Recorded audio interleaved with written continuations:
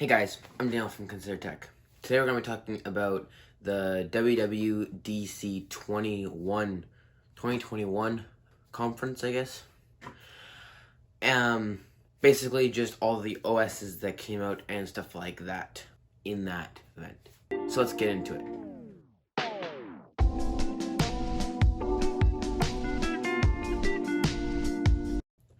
These are going to be just like the main points. These are not going to be in-depth reviews when the public beta comes out, which is supposed to be July, sometime in July, hopefully the 7th or something like that.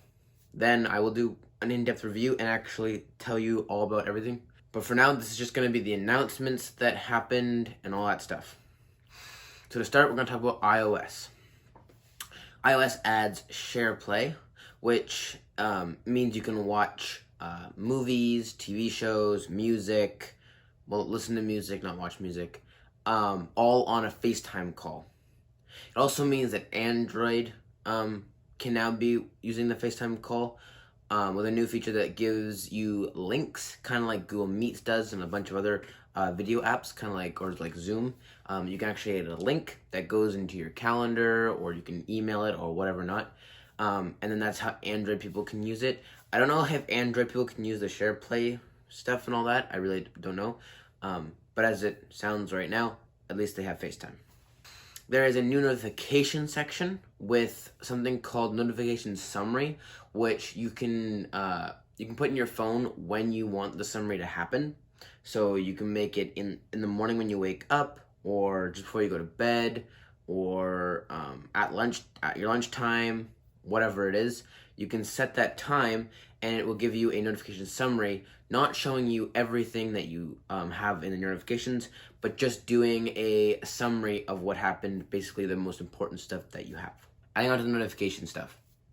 Your icons are bigger and the text is a little bit smaller. So it's a little bit more shaped kind of like an Android notification.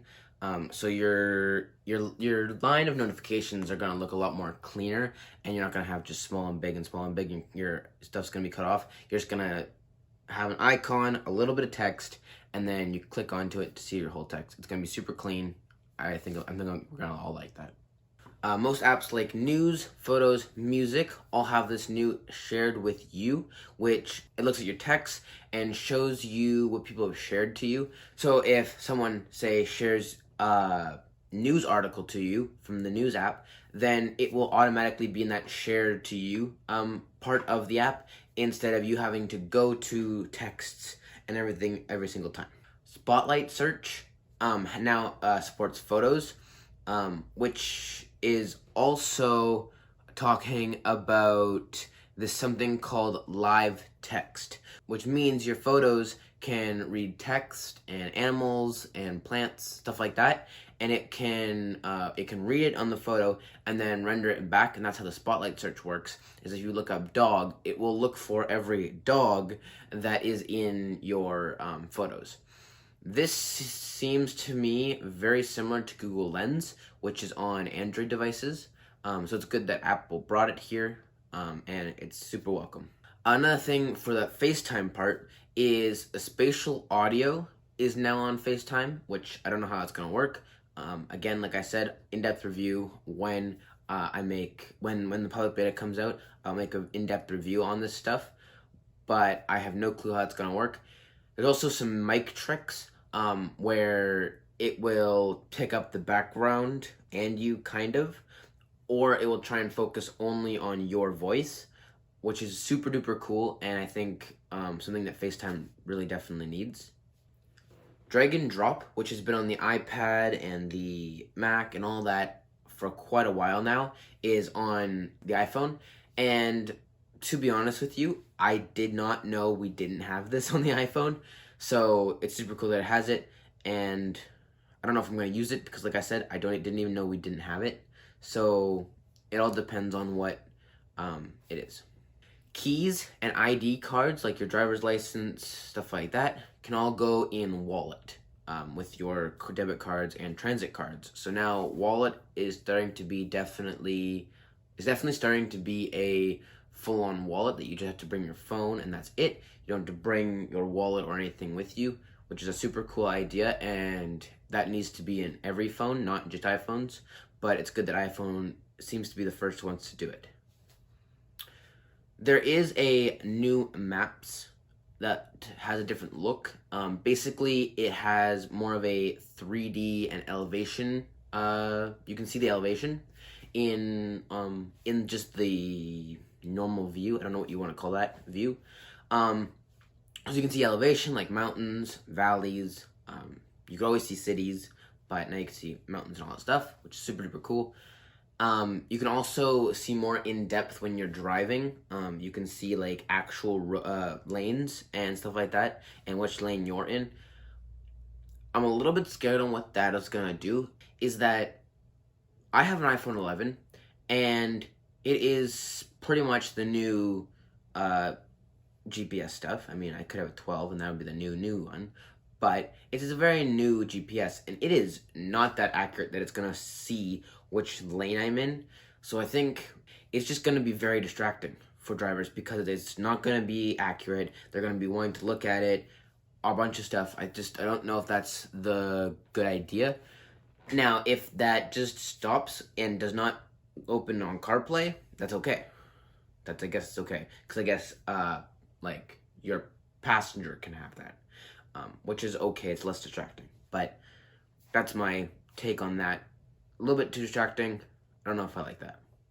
There's also a new weather app look. New look for the weather app. And it seems to be more in line with the Weather Channel and the Weather Network kind of style of apps, where it shows your 1 hour notifications kind of thing, and your 1 hour rain stuff, and it's a little bit more in depth on the app. I think that's a really cool thing that Apple finally is implementing more into, because their weather app is kind of lame right now. It's very simplistic, which is funny. I think they're just making all their apps unsimplistic, which is weird, but it's the way that Apple is gonna go right now. And if it works, it works. If it doesn't, that's gonna suck for Apple, but it probably won't. It's Apple.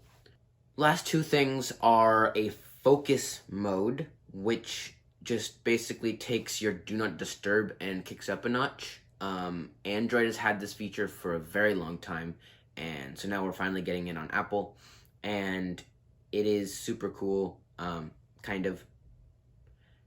It's kind of a thing that we should have had for a little bit now, to be honest with you. But basically, you can turn off certain apps, and you can change your home screen depending on what mode you're in. So you can have like a work mode or a home mode, like that kind of stuff, where only certain texts come through and certain apps can be used. Your home screen looks different depending on which mode you're in, that kind of stuff. It's a good idea, and I like it, but like I said, Android's had it for a while, so it's kind of something that we should have had for a little bit now, but we're just getting it now, which seems like an Apple thing. You know, Android gets it first and works with it. Apple perfects it. It's kind of the way things go, so it's good that it's here. They also redesigned Safari. Now, there's a lot of goods and bads that I want to talk about in this Safari thing, because one, on iPad and Mac, I think they did a really good job on it, and I'll talk about that when I talk about those operating systems.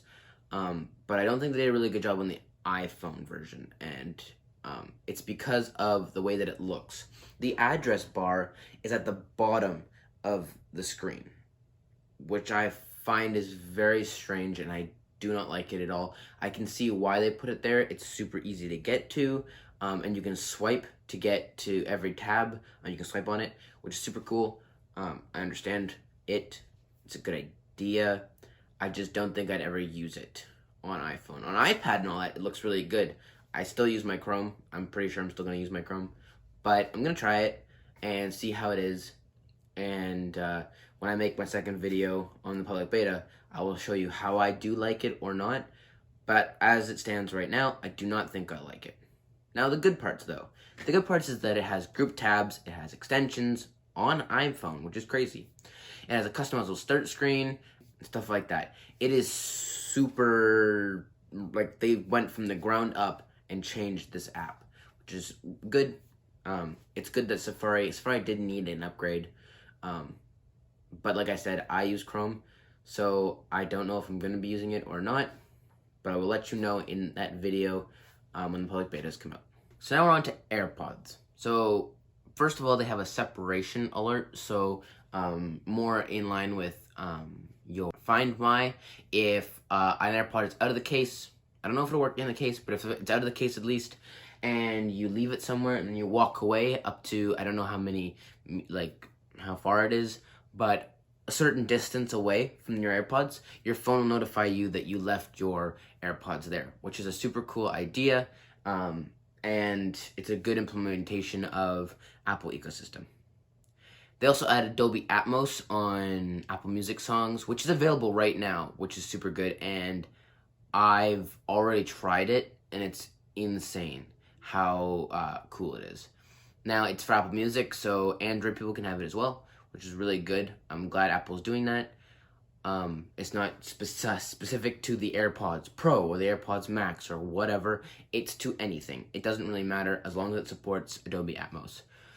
I really like that. That is super useful.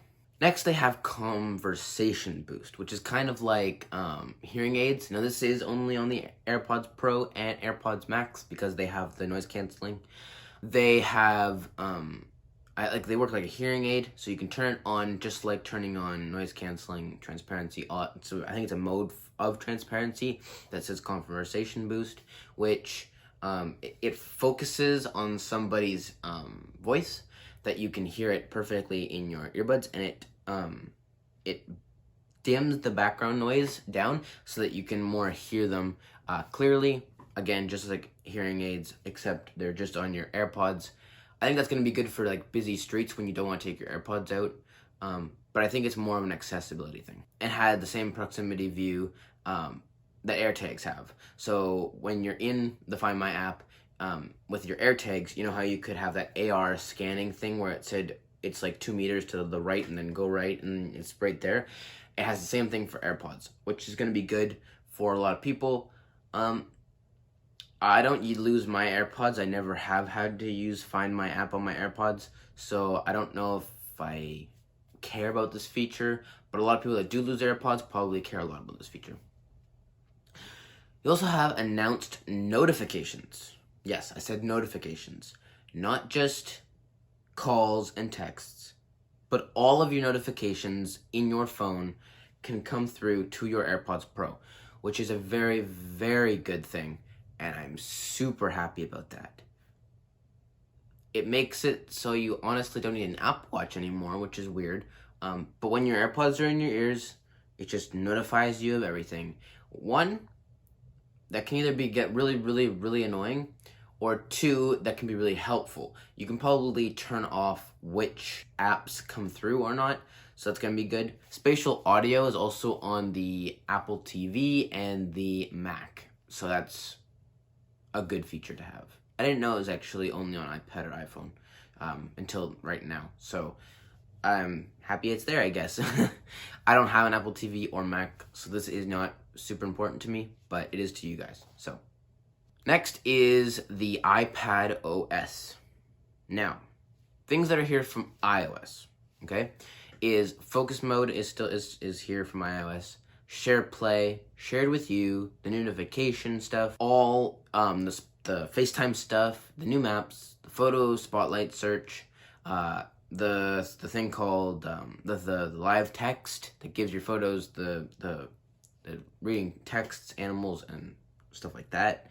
That's all here from iOS, but there's a couple things they should have added to the last version of ipadOS that they did not, and I'm upset about it, and I think everyone is, and they're also really glad that they finally added it. Widgets can go anywhere on the home screen, not just in that little bar that was pointless to have in the last like OS. I don't know why they did that. It can go anywhere now. I think that's going to be good for files, the Files app and stuff like that, especially, at least for me. Putting my files there on my iPad, that's going to be a game saver. I do wish that files could just go anywhere on the home screen, kind of like an app can, but we'll get what we can get. We also have the app library, which is really cool because it can be found in the dock, basically where the recent apps used to be. There's now how many recent apps, and then the app library, which is going to be good. You don't have to keep swiping like you do on iPhone, especially on an iPad. That'd be annoying because you use your iPad like use a desktop where you have a bunch of things on your home screen. You don't have to keep swiping. It's just right at your dock. It's super cool. That also helps the new multitasking menu.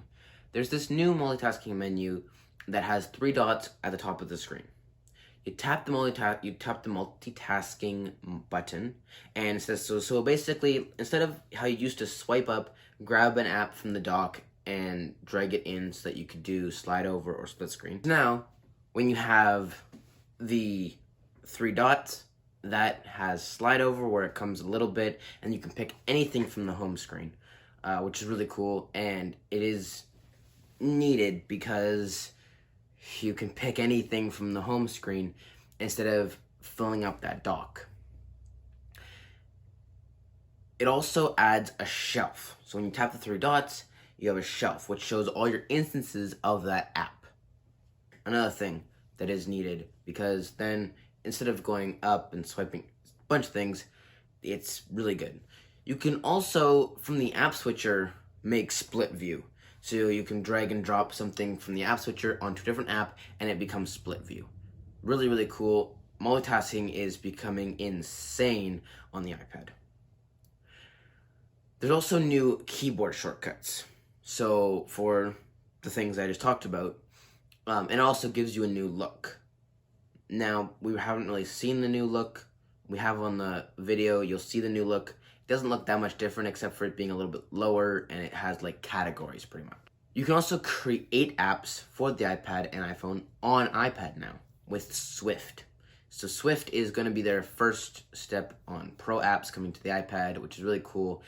It's going to be good for a lot of coders and stuff like that to have have on the iPad. Also, I think anybody now can just make an app for the iPad, which is super cool, and I'm going to honestly try this. I really want to try and make an app for the iPad. See how it works, you know? Another thing that's going to be on the public beta, right? I'm going to say the public beta thing a lot. Notes have mentions and tags, which is on every other note-taking app, so it's not that big of a deal, but it's good that it's on Notes now. They also added, specifically to the iPad and Mac, you can view it on the iPhone, but you cannot do it, I guess, is Quick Notes. So when you swipe from the corners, what they showed up on the conference from the Apple Pencil, but I think you can do it with anything. I don't know. You might be able to do it with the mouse and keyboard, or mouse trackpad. You might be able to do it with the keyboard shortcut. I don't know. But you can get a quick note from anywhere in the OS. And you can write down anything you want in the quick note. And going into our new thing is redesigned Safari, just like the iPhone. You can link something to the Safari webpage. So you can link it. It'll actually give you the thing that says link this page, and you go, yes, link. So it'll link it to there. It will highlight what you want to be highlighted on that web page. You can do it in third-party apps as well, but I'm just using Safari as an example. And then you can do your note. Then, when the note is gone, again, you can view it in the Notes app from your phone, wherever. But when you're at that web page again, you can open the quick note, and it will slide all the way to that highlighted area that you wanted to link it to, and will bring up the quick note. So when you come back to that web page, you have all your notes there, and it's just instantly there and on your shelf, which is really good, and it's going to be super useful. With that Safari, also, just like the iPhone, you have new tab groups, you have extensions, you have customizable start screen, so you can do pictures and stuff like that. And then you have this new tab layout, which is kind of cool, actually. The search bar is the tab, and then when you tap a different tab, that tab becomes the search bar, and it minimizes the other search bar. So you have multiple search bars as your tabs on the top of the screen. It makes the toolbar small, and it makes the viewing screen very big, which I really like. One thing it does though is it gets rid of like the share icon, all that stuff. It just has the plus button beside the last tab, and then 3 dots inside the search bar, which is your add to bookmark, whatever. And then you can drag and drop as well. So they're trying to make it small and good. I really like the look of it. So this video is becoming a bit long, so I'm going to leave the home and the macOS information for next week, because there's stuff that I don't really have, so I'm not gonna have a public beta version of it. So I can give it to you guys, I think, a little bit later and tell you the information. But this is a very long video so far, so we're gonna put it into 2 parts.